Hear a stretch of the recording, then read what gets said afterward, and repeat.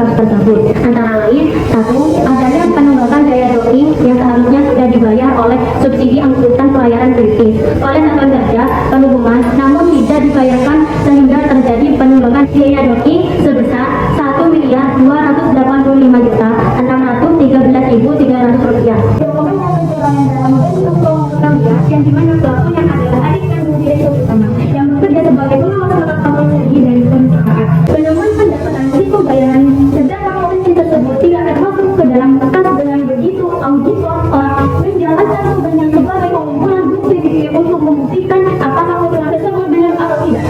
Keterangan terdiri pada kasus ini: satu, penyalahgunaan dalam mengelola keuangan yang mengakibatkan terjadinya penunggakan biaya docking. Contoh pada kasus ini adalah penunggakan biaya docking pada Dr. Kepala UB.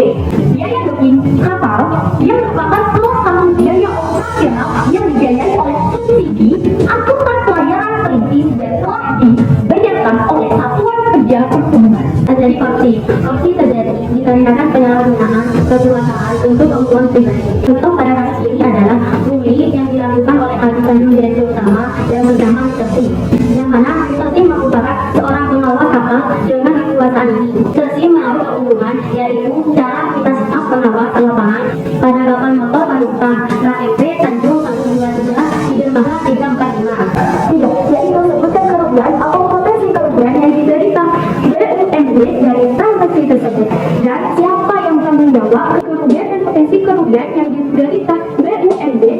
Tunggakan biaya docking kepada kapal sebesar Rp1.285.613.300 per 10 juz. Biaya docking kapal merupakan salah satu biaya operasional yang dibiayai oleh subsidi angkutan pelayaran kritis yang telah dibayarkan oleh sektor perhubungan darat Provinsi Adisi Kementerian Perhubungan.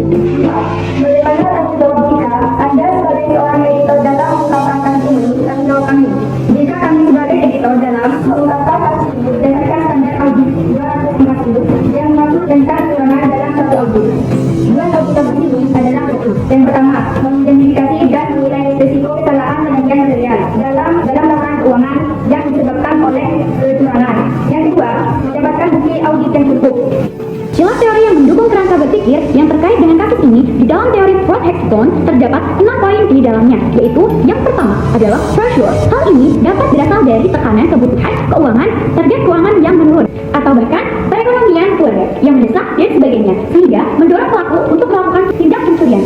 Yang kedua, traceability. Hal ini menunjukkan desak daya dan kapasitas suatu pihak untuk melakukan kecurangan. Salah satu contohnya adalah saat terjadinya perubahan direksi yang merupakan terciptanya lebih konflik of interest. Terdapat kelemahan dalam pengendalian internal perusahaan pengawasan.